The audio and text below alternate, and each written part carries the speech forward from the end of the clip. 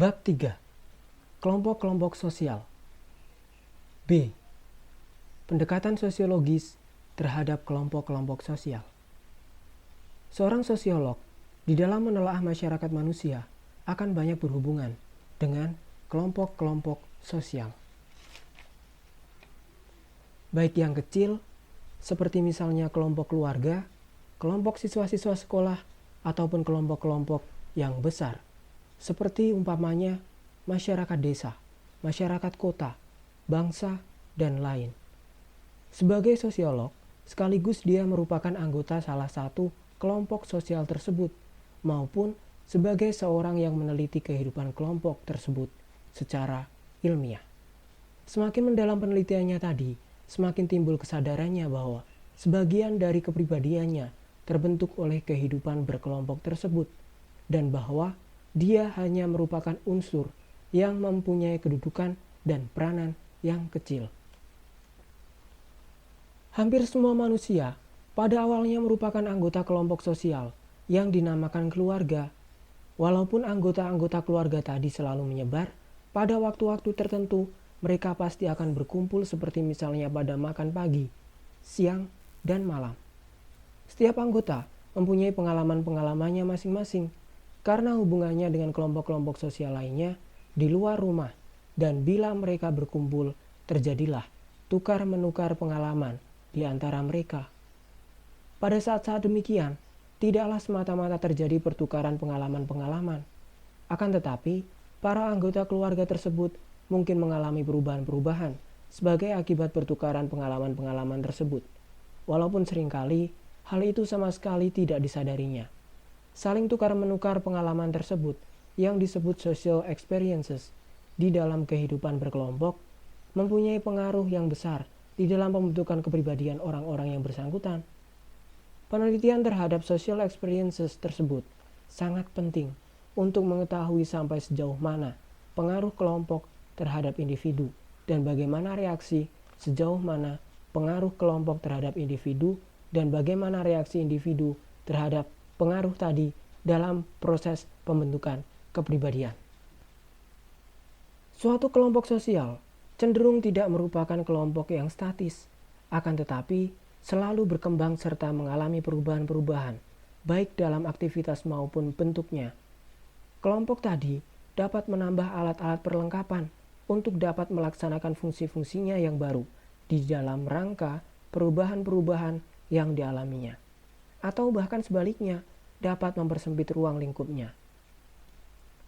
Suatu aspek yang menarik dari kelompok sosial tersebut adalah bagaimana caranya mengendalikan anggota-anggotanya. Para sosiolog akan tertarik oleh cara-cara kelompok sosial tersebut dalam mengatur tindakan-tindakan anggota-anggotanya agar supaya tercapai tata tertib di dalam kelompok yang bersangkutan. Yang agaknya penting adalah bahwa kelompok tersebut merupakan tempat kekuatan-kekuatan sosial berhubungan, berkembang, mengalami disorganisasi, memegang peranan, dan selanjutnya. 2. Kelompok-kelompok sosial dipandang dari sudut individu. Seorang warga dari masyarakat yang masih sederhana susunannya, secara relatif menjadi anggota pula dari kelompok-kelompok kecil secara terbatas. Kelompok-kelompok sosial termaksud biasanya adalah atas dasar kekerabatan, usia, seks, dan kadang-kadang atas dasar perbedaan pekerjaan atau kedudukan. Keanggotaan masing-masing kelompok sosial tadi memberikan kedudukan atau prestis tertentu yang sesuai dengan adat istiadat dan lembaga kemasyarakatan di dalam masyarakat. Namun, suatu hal yang penting adalah bahwa keanggotaan pada kelompok-kelompok sosial, termasuk pada masyarakat-masyarakat yang masih sederhana, tidak selalu bersifat sukarela. Dalam masyarakat yang sudah kompleks, individu biasanya menjadi anggota dari kelompok-kelompok sosial tertentu, sekaligus misalnya atas dasar seks, ras, dan sebagainya. Akan tetapi, dalam hal lain seperti di bidang pekerjaan, rekreasi, dan sebagainya, keanggotaannya bersifat sukarela. Dengan demikian, maka terdapat derajat tertentu serta arti tertentu bagi individu-individu tadi, sehubungan dengan keanggotaan kelompok sosial yang tertentu. Sehingga bagi individu terdapat dorongan-dorongan tertentu pula sebagai anggota suatu kelompok sosial. Suatu ukuran lainnya bagi si individu adalah bahwa dia merasa lebih tertarik oleh kelompok-kelompok sosial yang dekat dengan kehidupan seperti keluarga, kelompok kekerabatan, dan rukun tetangga, daripada misalnya dengan suatu perusahaan besar atau negara. Apabila kelompok sosial dianggap sebagai kenyataan di dalam kehidupan manusia atau individu, juga harus diingat pada konsep-konsep dan sikap-sikap individu terhadap kelompok sosial sebagai kenyataan subjektif yang penting untuk memahami gejala kolektivitas. 3. In-group dan out-group. Dalam proses socialization, orang mendapatkan pengetahuan antara kaminya dengan merekanya, dan bahwa kepentingan-kepentingan suatu kelompok sosial serta sikap-sikap yang mendukungnya terwujud dalam pembedaan kelompok-kelompok sosial tersebut yang dibuat oleh individu. Kelompok-kelompok sosial dengan mana individu mengidentifikasi dirinya merupakan in-groupnya. Jelas bahwa apabila suatu kelompok sosial merupakan in-group atau tidak bagi individu bersifat relatif dan tergantung pada situasi-situasi sosial yang tertentu. Out-group diartikan oleh individu sebagai kelompok yang menjadi lawan in-groupnya, yang sering dihubungkan dengan istilah-istilah kami atau kita dan mereka. Seperti misalnya, kita warga RT 1, sedangkan mereka warga RT 2. Kami mahasiswa Fakultas Hukum, sedangkan mereka mahasiswa Fakultas Ekonomi. Kami pegawai negeri, dan mereka pedagang.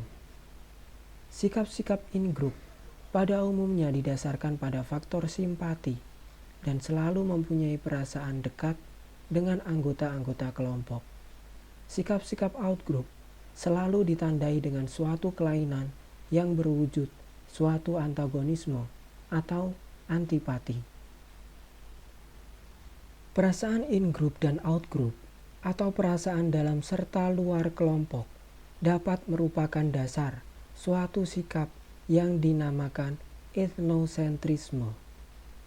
Anggota-anggota suatu kelompok sosial tertentu sedikit banyaknya akan mempunyai suatu kecenderungan untuk menganggap bahwa segala sesuatu yang termasuk dalam kebiasaan-kebiasaan kelompoknya sendiri sebagai suatu yang terbaik apabila dibandingkan dengan kebiasaan-kebiasaan kelompok lainnya. Kecenderungan tadi disebut etnosentrisme, yaitu suatu sikap untuk menilai unsur-unsur kebudayaan lain dengan mempergunakan ukuran-ukuran kebudayaan sendiri. Sikap etnosentris tadi sering disamakan dengan sikap mempercayai sesuatu, sehingga kadang-kadang sukar sekali bagi yang bersangkutan untuk mengubahnya, walaupun dia menyadari bahwa sikapnya salah. Sikap etnosentris termaksud melalui proses socialization diajarkan kepada anggota-anggota suatu kelompok sosial, baik secara sadar maupun secara tidak sadar, bersama dengan nilai-nilai kebudayaan. Di dalam proses tersebut, seringkali dipergunakan stereotipen, yakni gambaran-gambaran atau anggapan-anggapan yang bersifat mengejek terhadap suatu objek yang tertentu. Keadaan demikian seringkali dijumpai dalam sikap suatu ethnic group terhadap ethnic group lainnya, seperti misalnya golongan orang-orang berkulit putih terhadap orang-orang negro di Amerika Serikat. Sikap yang demikian mempunyai aneka macam dasar yang saling berhubungan, atau bahkan kadang-kadang berlawanan satu dengan lainnya. Misalnya, seseorang yang tergolong ke dalam suatu ethnic group tertentu, sikapnya mungkin berbeda dengan sikap kelompoknya sendiri, oleh karena dia memeluk agama lain atau mungkin pula daerah kelahirannya berbeda. In-group dan out-group dapat dijumpai di semua masyarakat, walaupun kepentingan-kepentingannya tidak selalu sama satu dengan lainnya. Dalam masyarakat-masyarakat yang sederhana, mungkin jumlahnya tidak begitu banyak apabila dibandingkan dengan masyarakat-masyarakat yang kompleks.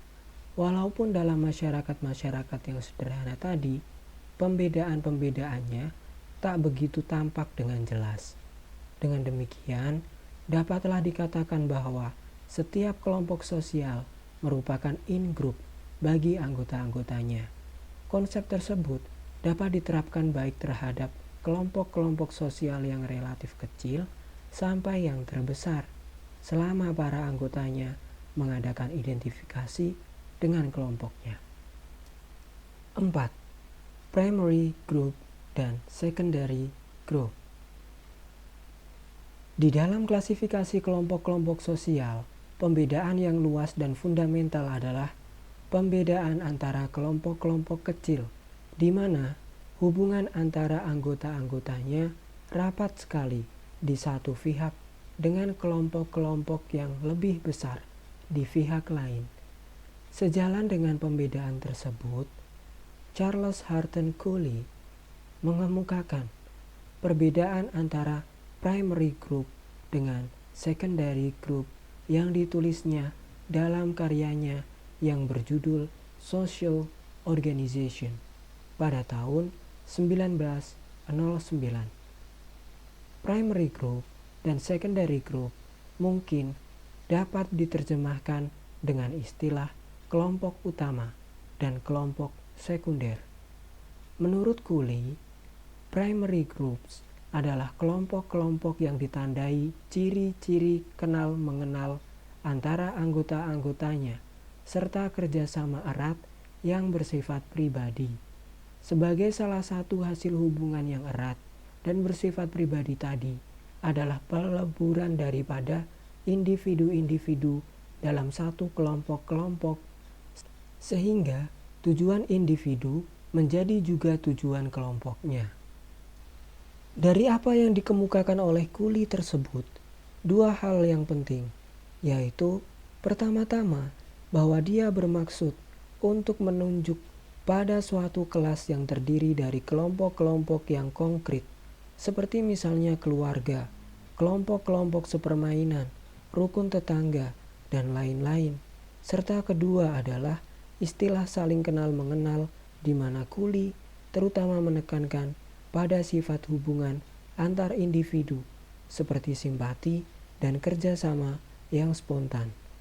Kelompok-kelompok tersebut mempunyai makna utama dalam pelbagai arti, terutama bahwa kelompok-kelompok tersebut sangat penting bagi pembentukan ataupun perwujudan cita-cita sosial daripada individu.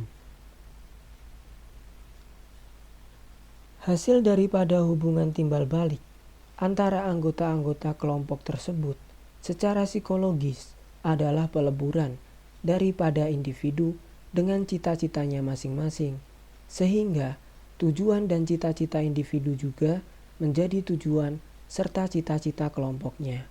Sudah tentu secara mutlak tak dapat dikatakan bahwa kehidupan serta hubungan antara anggota-anggota kelompok tersebut selalu harmonis.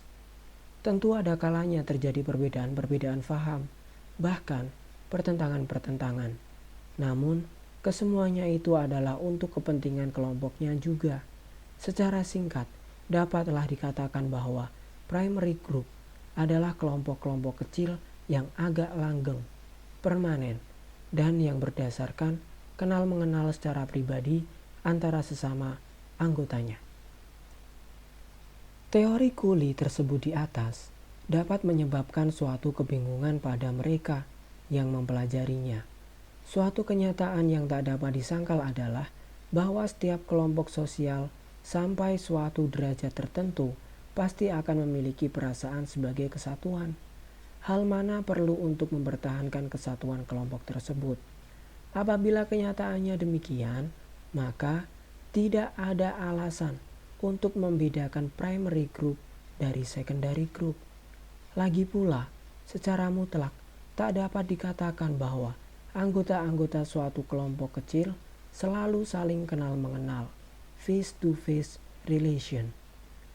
Ada hubungan-hubungan persahabatan yang akrab tanpa adanya hubungan yang langsung, seperti misalnya hubungan antara dua orang sarjana dari dua negara yang berlainan. Hubungan langsung yang bersifat formal, seperti misalnya apabila seorang anggota angkatan bersenjata memberi hormat kepada atasannya dan seterusnya.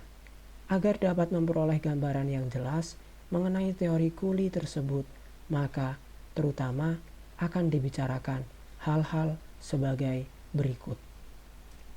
A. Kondisi-kondisi fisik dari primary group. B.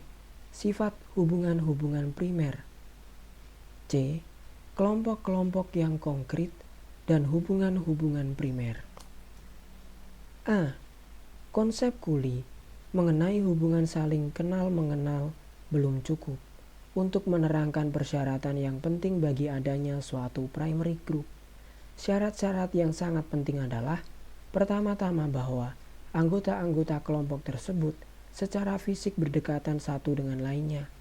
Kedua, bahwa kelompok tersebut adalah kecil. Dan ketiganya adalah adanya suatu kelanggengan daripada hubungan antar anggota-anggota kelompok yang bersangkutan. Supaya terjadi hubungan yang akrab, individu-individu yang bersangkutan mau tak mau secara fisik harus saling kenal mengenal, saling berbicara, dan saling melihat merupakan saluran utama untuk pertukaran pikiran, cita-cita, maupun perasaan. Makan bersama, jalan-jalan bersama, belajar bersama, main-main bersama merupakan perwujudan daripada suatu persahabatan, walaupun hal-hal tersebut dapat juga bersifat formal, seperti misalnya apabila seorang penunjuk jalan mengantarkan seorang wisatawan berjalan-jalan. Kenal mengenal secara fisik memberi kemungkinan terbentuknya primary group, akan tetapi hal itu tergantung dari kemungkinan-kemungkinan yang ditentukan oleh kebudayaan masyarakat yang bersangkutan. Setiap masyarakat mempunyai norma-norma yang mengatur hubungan fisik antara anggota-anggotanya yang kadang-kadang dapat merupakan penghalang bagi terjadinya hubungan tersebut, seperti misalnya hubungan antara orang-orang dari kasta-kasta yang berbeda derajatnya dalam masyarakat yang mempunyai sistem lapisan masyarakat yang tertutup, misalnya di India. Akan tetapi, hubungan antara mereka di tempat-tempat umum, misalnya di loket karcis kereta api, tidak dilarang. Dalam keadaan demikian, norma-norma masyarakat seolah-olah memberikan suatu kelonggaran. Kecilnya kelompok juga merupakan salah satu syarat yang penting, oleh karena tidak mungkin seseorang pada waktu yang tertentu berhubungan dengan sekian banyak orang sekaligus. Memang, dalam keadaan-keadaan tertentu, hal itu mungkin terjadi. Misalnya, apabila seorang guru memberikan pelajaran kepada murid-muridnya, akan tetapi ternyata kemudian bahwa semakin kecil kelas yang bersangkutan, semakin akrab pula hubungan antara guru dengan murid-muridnya. Dalam suatu kelompok yang kecil, seorang anggota secara pribadi dapat ikut serta mengambil bagian dalam membentuk keputusan-keputusan kelompok tersebut. Selanjutnya, suatu sifat kelompok dan keakraban kelompok juga lebih mudah terwujud. Keakraban dalam hubungan antar individu sebetulnya tergantung dari seringnya individu-individu yang bersangkutan berhubungan dan mendalamnya hubungan tadi. Semakin lama mereka berhubungan satu sama lain, semakin akrab pula hubungan tersebut. Walaupun misalnya sepasang suami istri yang telah berumah tangga selama 10 tahun seringkali bertengkar, namun sangat sukar bagi masing-masing untuk hidup lepas satu dengan lainnya. Jadi, suatu kelanggengan tertentu merupakan pula suatu faktor utama dalam pembentukan primary growth. B. Salah satu sifat utama daripada hubungan-hubungan primer adalah kesamaan tujuan dari individu-individu yang tergabung di dalam kelompok tadi. Satu di antara tujuan bersama tadi adalah hubungan antar individu-individu tersebut. Jadi, hubungan itu bukan merupakan alat untuk mencapai tujuan, akan tetapi bahkan merupakan salah satu tujuan utama. Hal ini berarti bahwa hubungan tersebut terlepas dari unsur-unsur kontrak, ekonomi, politik, maupun hubungan kerja. Hubungan tersebut bersifat pribadi, spontan, sentimental, dan inklusif. Persamaan tujuan dapat mempunyai dua arti, yaitu pertama-tama bahwa individu-individu yang bersangkutan mempunyai keinginan dan sikap yang sama, sehingga mereka berusaha untuk mencapai tujuan yang sama pula. Dua orang sahabat yang merupakan dua orang sarjana yang menghususkan dirinya pada ilmu yang sama merupakan contoh dari hal itu. Yang keduanya adalah bahwa salah satu pihak bersedia untuk berkorban demi kepentingan pihak lain. Dalam arti bahwa misalnya seorang ibu berkorban untuk kepentingan dan kebahagiaan anaknya, merasakan suka duka anaknya, dan lain sebagainya. Seperti misalnya, apabila seorang anak melawan kehendak orang tuanya, akan tetapi hubungan-hubungan primer mempunyai kecenderungan ke arah tujuan yang sama. Secara ideal, hubungan primer dianggap sebagai tujuan atau sebagai suatu nilai sosial yang harus dicapai. Hal ini berarti bahwa hubungan tersebut harus bersifat sukarela, di mana pihak-pihak yang bersangkutan benar-benar merasakan adanya suatu kebebasan dalam pelaksanaannya. Apabila suatu persahabatan timbul karena perjanjian jual beli, maka hubungan tadi bukan merupakan persahabatan yang murni, oleh karena dalam batas-batas tertentu terdapat unsur-unsur paksaan yang kadang-kadang tidak disadari untuk memenuhi suatu kewajiban. Hubungan primer bersifat pribadi, dalam arti bahwa hubungan tersebut melekat pada kepribadian seseorang dan tak dapat diganti oleh orang lain. Suatu hubungan persahabatan dapat diputuskan atau diperbaharui. Akan tetapi, kualitas suatu persahabatan tak mungkin diganti. Apabila misalnya A mempunyai hubungan pribadi dengan si B, maka hubungan tersebut hanya mungkin terjadi antara A dan B. Dan tidak mungkin adik A menggantikan A dalam kualitas yang sama. Suatu misal lain, seseorang dapat membeli rokok dari setiap pedagang rokok oleh karena pusat perhatian orang tadi adalah rokok tersebut dan bukan orang yang menjualnya, sehingga tak ada perbedaan bagi orang tersebut siapa yang menjual rokok. Lain halnya apabila hubungan primer terjadi dengan penjual rokok tersebut, maka hubungan dalam kualitas yang sama tak mungkin dialihkan kepada penjual rokok lainnya. Selain daripada apa yang diuraikan di atas, maka hubungan primer juga bersifat inklusif.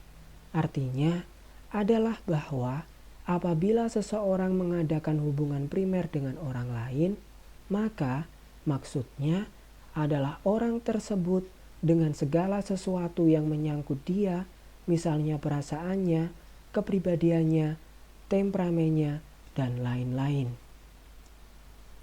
Oleh karena itu, suatu kelanggengan dalam hubungan termaksud merupakan faktor yang tidak dapat diabaikan. Itu semuanya didasarkan pada kesukarelaan dari pihak-pihak yang mengadakan hubungan satu dengan lainnya. C. Di dalam kenyataan, tak ada primary group yang secara sempurna memenuhi syarat-syarat sebagaimana telah dijelaskan di atas.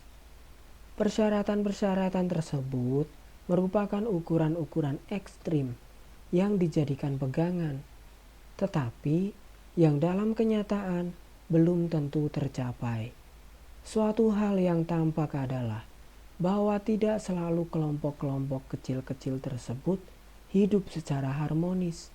Bahkan ada yang ditandai oleh rasa benci-membenci dan konflik. Bahwa di dalam kehidupan sosial tak ada primary group yang memenuhi persyaratan-persyaratan secara sempurna dapat terlihat pada kenyataan bahwa dalam sedikit banyaknya bersifat memaksa yang mengatur pergaulan hidup manusia. Dalam kehidupan keluarga batih yang dianggap sebagai primary group yang utama, masyarakat meletakkan kewajiban-kewajiban yang dapat dipaksakan, seperti misalnya bahwa orang tua harus memelihara anak-anaknya, bahwa anak-anak menjadi ahli waris orang tuanya, bahwa suami yang bertindak sebagai kepala keluarga, dan lain sebagainya. Itu semuanya membawa konsekuensi-konsekuensinya, sehingga persyaratan-persyaratan ideal tidak mungkin terpenuhi secara sempurna. Hubungan-hubungan primer yang murni masih dapat dijumpai pada masyarakat-masyarakat yang sederhana organisasinya. Misalnya, di desa-desa, seorang kepala desa misalnya dapat berhubungan dengan warga desanya, sekaligus dalam kualitasnya sebagai kepala desa, sebagai wali, sebagai kawan, sebagai dukun, dan sebagainya. Hubungan tersebut kurang tampak pada masyarakat-masyarakat di kota-kota besar yang sudah kompleks organisasinya, di mana diperlukan pembagian kerja yang teratur. Kiranya perlu pula dibahas mengenai hubungan antara primary group dengan masalah kepentingan. Untuk itu akan dikemukakan sebuah contoh, yaitu suatu perhimpunan mahasiswa. Faktor-faktor ekstern dapat merupakan dorongan timbulnya kelompok tadi. Misalnya, untuk mengadakan studi bersama di bawah pimpinan seorang pengajar yang apabila dilakukan secara individu merupakan beban yang agak berat bagi si mahasiswa, terutama dari segi biayanya. Keuntungan yang lain adalah bahwa dengan hadirnya banyak mahasiswa, gairah untuk belajar dapat bertambah. Kebijaksanaan-kebijaksanaan yang diambil pun lebih matang karena sempat didiskusikan baik buruknya, dan banyak lagi yang dapat dicapai oleh kelompok tersebut secara kolektif apabila dibandingkan dengan usaha-usaha secara individual. Kelompok tersebut memengaruhi kepentingan-kepentingan individu yang tergabung dalamnya serta cara-cara untuk mencapai kepentingan yang bersangkutan. Kehidupan kolektif tersebut juga mengubah kualitas dari kelompok itu sendiri secara tidak terasa. Cowley tidak mengemukakan secara khusus apa yang dimaksudkan dengan secondary group dan bahkan belum pernah mempergunakan istilah tersebut.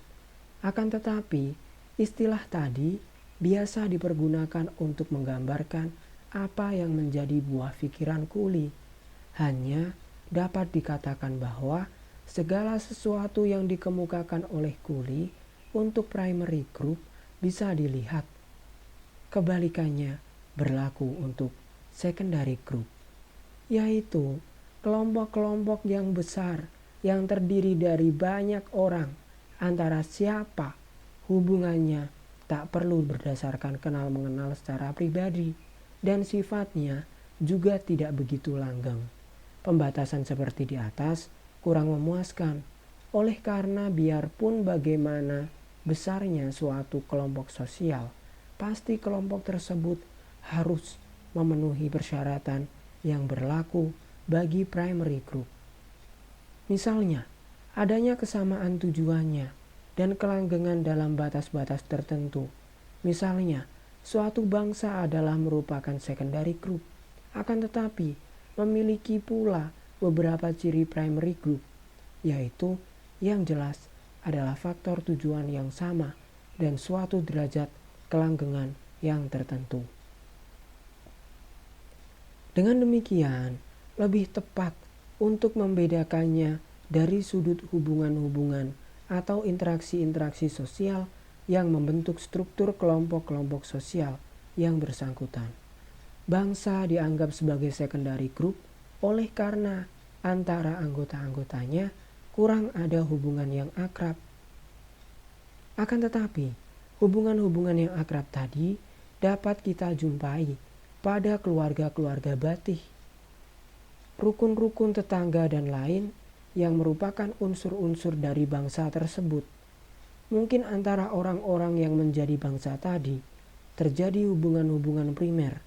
Akan tetapi, apabila pimpinan tadi berhubungan dengan rakyatnya, tak mungkin terjadi hubungan primer yang bersifat pribadi itu. Hubungan-hubungan sekunder itulah yang menjadi ciri utama bagi secondary group.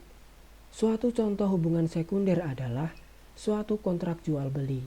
Pihak-pihak yang mengadakan kontrak tersebut saling berhubungan dengan tujuan tertentu yang hubungannya boleh dikatakan tidak ada dengan pribadi-pribadi pihak-pihak yang bersangkutan. Segala sesuatu yang berhubungan dengan pelaksanaan kontrak tersebut yang antara lain menyangkut hak-hak serta kewajiban-kewajiban masing-masing pihak. Dalam hal terjadinya perselisihan, maka penegak norma-norma hukum dapat memaksakan berlakunya syarat yang dicantumkan di dalam kontrak itu. Hal-hal yang menyangkut pribadi pihak-pihak tak diperhatikan. Para pihak dapat saling membenci, saling menyukai, berbeda agama, berbeda kedudukan sosial, dan lain sebagainya. Tujuan utama hubungan adalah terlaksananya kontrak tersebut. Jelas bahwa hubungan-hubungan antar manusia tak mungkin semata-mata didasarkan atas kontrak semacam di atas.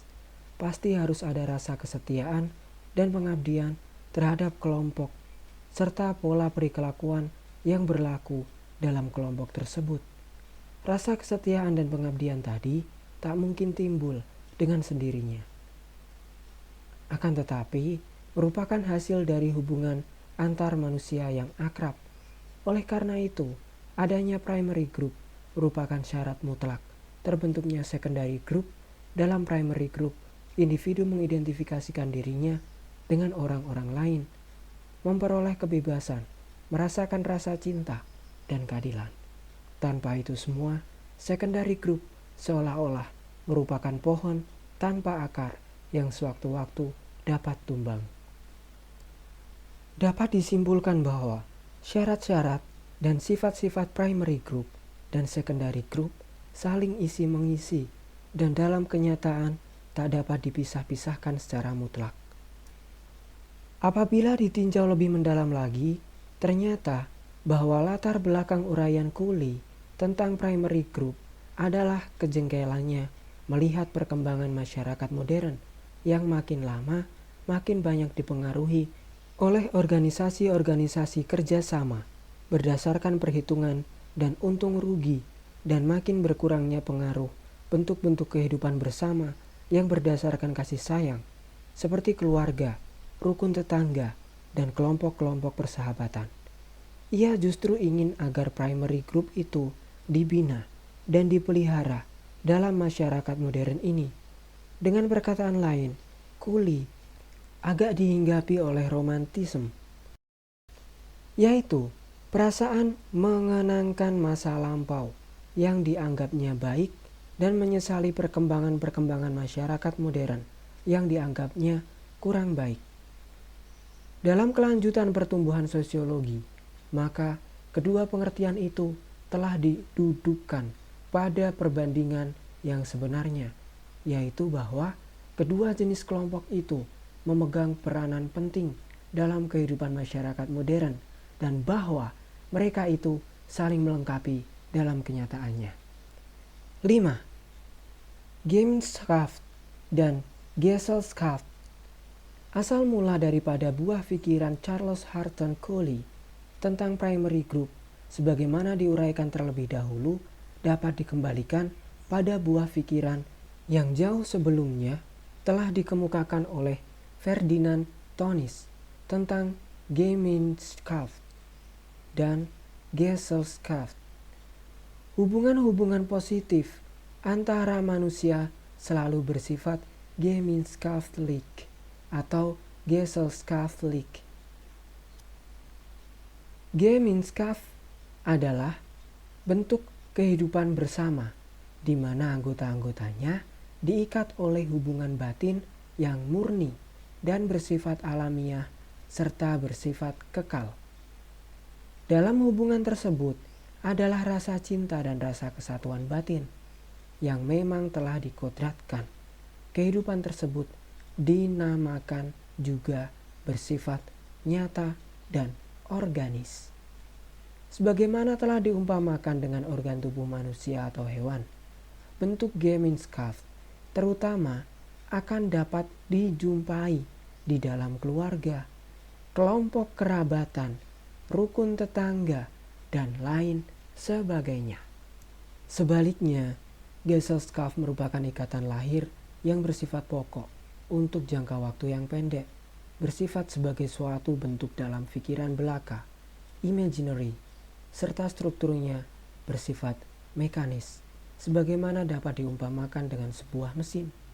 Bentuk Gesellschaft ini terutama terdapat di dalam hubungan perjanjian yang berdasarkan ikatan timbal balik, misalnya ikatan antara pedagang, organisasi dalam suatu pabrik, atau industri, dan lain sebagainya. Tönnies menyesuaikan kedua bentuk kehidupan bersama manusia yang pokok tersebut di atas dengan dua bentuk kemauan asasi dari manusia, yaitu yang dinamakan Wesenwil dan Kurwil. Wesenwil adalah bentuk kemauan yang dikodratkan yang timbul dari keseluruhan kehidupan alami. Di dalam Wesenwil, perasaan dan akal merupakan kesatuan yang kedua-duanya terikat pada kesatuan hidup yang alamiah dan organis. Sebaliknya, Kurwil adalah bentuk kemauan yang dipimpin oleh cara berpikir yang didasarkan pada akal.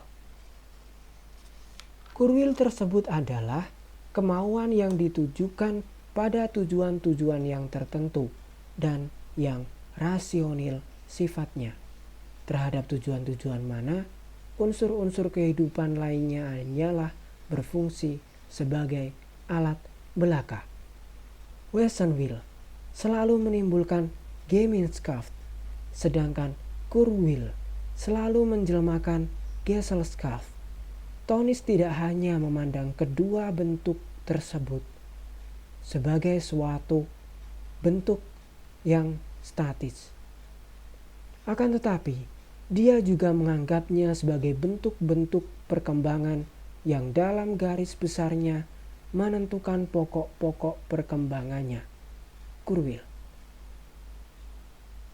Orang menjadi anggota suatu Gesellschaft karena dia mempunyai kepentingan-kepentingan secara rasional. Dengan demikian, maka kepentingan-kepentingan individual berada di atas kepentingan hidup bersama. Ajaran Tönnies mengenai Gemeinschaft dan Gesellschaft dapat diperbandingkan dengan pandangan-pandangan seorang sosiolog Prancis, Emile Durkheim, yang mengambil sebagai dasar pembagian kerja dalam masyarakat. Pada masyarakat-masyarakat desa, perbedaan kepandaian pada umumnya kurang menonjol, sehingga kedudukan anggota-anggotanya secara individual tak begitu penting. Dari sudut pembagian kerja, apabila ada seorang anggota yang dikeluarkan, maka hal itu tak akan begitu terasakan. Masyarakat secara keseluruhannya mempunyai kedudukan yang lebih penting daripada individu. Keadaan atau struktur demikian oleh Durkheim disebut struktur yang mekanis. Sebaliknya, adalah keadaan dalam masyarakat-masyarakat yang kompleks, di mana telah diadakan spesialisasi bagi anggotanya masing-masing. Timbullah keahlian masing-masing, sehingga setiap golongan tak akan dapat hidup secara tersendiri. Keadaan demikian dapat disamakan dengan bagian-bagian suatu organisme yang merupakan suatu kesatuan yang tak dapat dipisah-pisahkan. Karena apabila salah satu bagian rusak, maka organisme tersebut akan macet. Struktur tadi oleh Durkheim disebut suatu struktur yang organis. Oleh Tonis dikatakan bahwa suatu Gemeinschaft mempunyai beberapa ciri pokok, yaitu A. Intimate, artinya hubungan menyeluruh yang mesra sekali. B. Private, artinya hubungan bersifat pribadi, yaitu khusus untuk beberapa orang saja. C. Eksklusif, artinya bahwa hubungan tersebut hanyalah untuk kita saja dan tidak untuk orang-orang lain di luar kita. Di dalam sebuah Gemeinschaft terdapat suatu commonweal, ada suatu pengertian understanding, serta juga kaidah-kaidah yang timbul dengan sendirinya dari kelompok tersebut. Apabila terjadi pertentangan antara anggota-anggota suatu Gemeinschaft, maka pertentangan tersebut tidak akan dapat dibatasi dalam suatu hal saja. Hal itu disebabkan karena hubungan yang menyeluruh antara anggota-anggotanya. Tak mungkin suatu pertentangan yang kecil dibatasi, oleh karena pertentangan tersebut akan menjalar ke bidang-bidang lainnya. Keadaan yang agak berbeda akan dijumpai pada Gesellschaft, di mana terdapat public life, yang artinya adalah bahwa hubungannya bersifat untuk semua orang. Batas-batas antara kami dengan bukan kami kabur. Pertentangan-pertentangan yang terjadi antara anggota-anggotanya dapat dibatasi pada bidang-bidang tertentu, sehingga suatu persoalan dapat dilokalisir. Menurut Tonis, di dalam setiap masyarakat selalu dapat dijumpai salah satu di antara 3 tipe Gemeinschaft, yaitu A. Gemeinschaft by blood, yaitu Gemeinschaft yang merupakan ikatan yang didasarkan pada ikatan darah atau keturunan. Contoh, keluarga, kelompok kekerabatan. B. Gemeinschaft of place, yaitu suatu Gemeinschaft yang terdiri dari orang-orang yang berdekatan tempat tinggalnya sehingga dapat saling tolong-menolong. Contoh, rukun tetangga, rukun warga, arisan. C. Gemeinschaft of mind, yang merupakan suatu Gemeinschaft yang terdiri dari orang-orang yang walaupun agak mempunyai hubungan darah ataupun tempat tinggalnya tidak berdekatan, akan tetapi mereka mempunyai jiwa dan pikiran yang sama karena ideologi yang sama. Gemeinschaft yang semacam ini biasanya ikatannya tidaklah sekuat Gemeinschaft by blood. Mana yang merupakan bentuk terkemuka dalam suatu masyarakat tergantung dari bentuk masyarakat itu sendiri. Misalnya di Jakarta, terutama di daerah elit, Gemeinschaft of place seperti RT dan RW tak begitu banyak kegunaannya, lebih besar manfaatnya Gemeinschaft by blood. Orang akan lebih mempunyai kecenderungan untuk tolong-menolong dengan keluarganya, walaupun tempat tinggalnya berjauhan, daripada mengadakan hubungan dengan tetangga-tetangganya. Buah pikiran Tonis mengenai bentuk-bentuk kehidupan bersama tersebut di atas merupakan bentuk-bentuk yang dicita-citakan oleh manusia atau yang oleh Max Weber dinamakan ideal types. Oleh karena dalam kenyataan sehari-hari, masyarakat selalu memperlihatkan bentuk campuran antara Gemeinschaft dan Gesellschaft. Di antara Gemeinschaft sebagai bentuk-bentuk campuran yang disebut Bürgerliche Gesellschaft, seperti misalnya suatu perseroan terbatas firma serta badan-badan hukum lainnya. Ditinjau dari sudut sejarah, Gemeinschaft timbul lebih dahulu daripada Gesellschaft. Walaupun dalam perkembangan selanjutnya, di dalam Gesellschaft mungkin saja timbul lagi persamaan pikiran dan persamaan batin yang menimbulkan Gemeinschaft. Sebagai analisa selanjutnya, dapatlah diperbandingkan antara primary group serta secondary group di satu pihak dengan Gemeinschaft serta Gemeinschaft di lain pihak. Baik Tonis maupun Cooley terpengaruh oleh aliran romantik yang mengidam-idamkan kehidupan bersama yang rukun dan damai, sebagaimana yang dapat dijumpai pada masyarakat-masyarakat yang masih sederhana. Mereka berprihatin dalam melihat masyarakat-masyarakat modern yang telah goyah dan berpudar norma-normanya, sehingga mereka menggambarkan masyarakat-masyarakat sederhana sebagai bentuk ideal yang terlalu dilebih-lebihkan. Cooley lebih mementingkan asas kerukunan dan saling kenal-mengenal antara perseorangan. Tonis lebih mementingkan kaidah-kaidah dan kebiasaan-kebiasaan dalam kelompok-kelompok sosial, sehingga di dalam suatu Gemeinschaft misalnya dapat timbul primary group maupun secondary group secara berdampingan. Sebagai contoh, umpamanya sebuah RT di daerah elit di Jakarta. RT itu sendiri merupakan Gemeinschaft of Place yang terdiri dari keluarga-keluarga yang merupakan primary group. Sedangkan RT itu sendiri merupakan suatu secondary group. Selanjutnya, menurut Tonis, suatu bangsa adalah suatu Gemeinschaft. Cooley tak akan mengartikan sebagai suatu primary group. Alasannya adalah bahwa suatu bangsa menampakkan diri dalam hasrat mempertahankan golongan, oleh karena ada perasaan bersatu, harga diri, adat istiadat yang sama, tetapi tidak mungkin anggota-anggotanya saling kenal-mengenal satu dengan lainnya. 6. Formal group dan informal group. Formal group adalah kelompok-kelompok yang mempunyai peraturan-peraturan yang tegas dan dengan sengaja diciptakan oleh anggota-anggotanya untuk mengatur hubungan antara anggota-anggotanya. Misalnya, peraturan-peraturan untuk memilih seorang ketua, pemungutan uang iuran, dan sebagainya.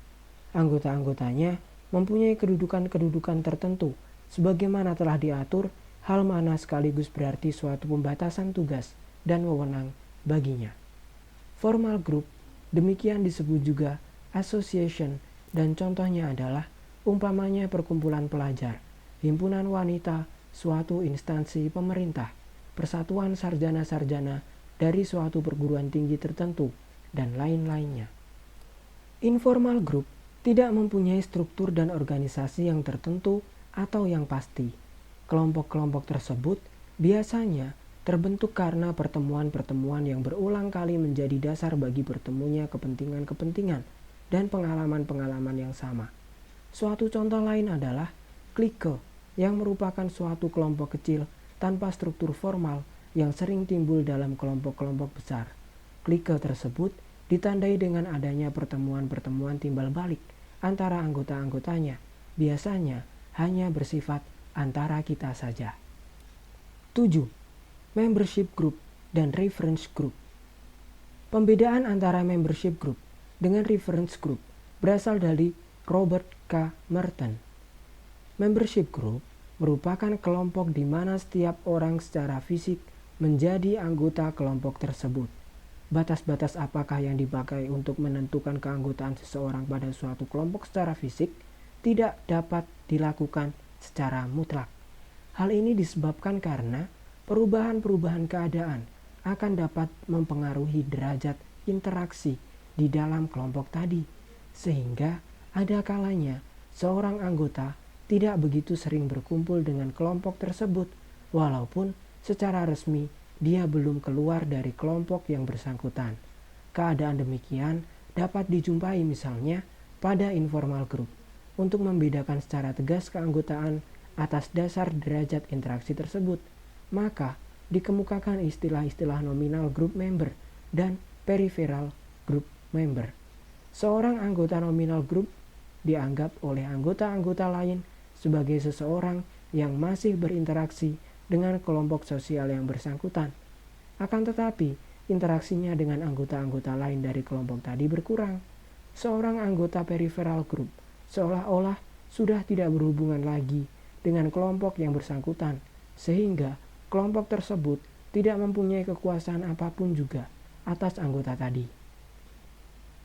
Perbedaan derajat interaksi dapat menimbulkan subgrup oleh karena biasanya anggota-anggota yang sering berinteraksi membentuk kelompok-kelompok tersendiri, hal mana dapat terjadi karena faktor-faktor kepentingan yang sama, keanggotaan, serta sosial yang sama, nilai-nilai sosial yang sama, dan sebagainya.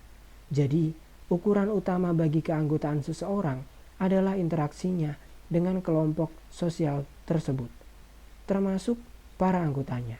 Kriteria tersebut yang sedikit banyaknya tergantung pada keadaan menimbulkan ketidakpastian pula pada ukuran-ukuran apakah yang dipakai bagi orang yang bukan anggota kelompok tersebut. Non-membership. Kelompok bukan anggota dapat pula dipecah-pecah atas beberapa kategori, yaitu A. Orang-orang bukan anggota sesuatu membership group yang tidak memenuhi syarat, dapat dibedakan dari bukan anggota yang memenuhi syarat, tetapi yang tidak berafiliasi dengan kelompok yang bersangkutan. Pembedaan tersebut penting untuk mengetahui persyaratan apa yang diperlukan supaya orang-orang bukan anggota tadi berorientasi pada norma-norma yang berlaku dalam kelompok sosial itu. Orang-orang bukan anggota yang memenuhi syarat biasanya lebih mudah untuk menyesuaikan diri dengan norma kelompok tersebut. B. Sikap terhadap keanggotaan kelompok. Orang-orang bukan anggota juga dapat dibedakan menurut sikap mereka terhadap keanggotaan kelompok tadi. Ada yang ingin sekali menjadi anggota kelompok tersebut, ada yang bersikap masa bodoh, ada juga yang tetap tidak ingin untuk menjadi anggota-anggota. Kedua faktor di atas penting bagi reference group yang akan diuraikan di bawah. Kategori selanjutnya adalah C. Kelompok terbuka dan tertutup. Faktor ini bersangkut paut dengan persoalan, apakah suatu kelompok ingin memperluas keanggotaannya atau ingin mempertahankan bentuknya yang sudah ada, terbatas keanggotaannya. Kelompok-kelompok yang tertutup biasanya ingin mempertahankan pola-pola interaksi yang telah ada, sehingga keanggotaannya dibatasi. Suatu contoh adalah informal group dari orang-orang yang berasal dari strata sosial tertentu, ataupun kelompok-kelompok atas dasar kepentingan-kepentingan yang sama, keahlian yang sama, dan sebagainya. Kelompok terbuka adalah misalnya suatu partai politik yang ingin mempunyai pengikut sebanyak-banyaknya. Hal ini penting bagi partai yang bersangkutan agar programnya mendapat dukungan dari masyarakat. D. Ukuran waktu bagi bukan anggota. Ukuran waktu menyangkut orang yang pernah menjadi anggota dan orang-orang yang secara formal tidak mau menjadi anggota. Faktor ini juga penting dalam hubungannya dengan reference group. Reference group adalah kelompok sosial yang menjadi ukuran bagi seseorang, bukan anggota kelompok tersebut, untuk membentuk pribadi dan perikelakuannya. Dengan perkataan lain, seorang bukan anggota kelompok sosial yang bersangkutan mengidentifikasikan dirinya dengan kelompok tadi. Misalnya, seseorang yang ingin sekali untuk menjadi mahasiswa, akan tetapi gagal dalam memenuhi persyaratan untuk memasuki salah satu perguruan tinggi, bertingkah laku sebagai mahasiswa, walaupun dia bukan mahasiswa. Kadang-kadang dapat pula kejadian bahwa segi-segi negatif yang dilaksanakan. Untuk menerangkan hal ini, perlu dikemukakan terlebih dahulu bahwa kadang-kadang agak sulit untuk memisahkan reference group dengan membership group. Misalnya, seorang anggota partai politik yang kebetulan menjadi anggota Dewan Perwakilan Rakyat. Dewan Perwakilan Rakyat merupakan membership group baginya. Akan tetapi, jiwa dan jalan pikirannya tetap terikat oleh reference groupnya, yaitu partainya dalam kedudukannya sebagai anggota Dewan Perwakilan Rakyat. Hal ini kadang-kadang menimbulkan segi-segi negatif karena terlampau berpegang pada prinsip-prinsip reference group. Robert K. Merton dengan menyebut beberapa hasil karya dari Harold H. Kelly, Shibutani, dan Ralph H. Turner mengemukakan adanya dua tipe umum dari reference group, yakni A. Tipe normatif, normative type, yang menentukan dasar-dasar bagi kepribadian seseorang, dan B. Tipe perbandingan, comparison type, yang merupakan suatu pegangan bagi individu di dalam menilai kepribadiannya. Yang pertama merupakan sumber nilai-nilai bagi individu-individu, baik yang menjadi anggota maupun bukan anggota kelompok tersebut. Contohnya adalah misalnya anggota-anggota angkatan bersenjata yang berpegang teguh pada tradisi yang telah dipelihara oleh para veteran. Tipe yang kedua lebih dipakai sebagai perbandingan untuk memberi kedudukan seseorang.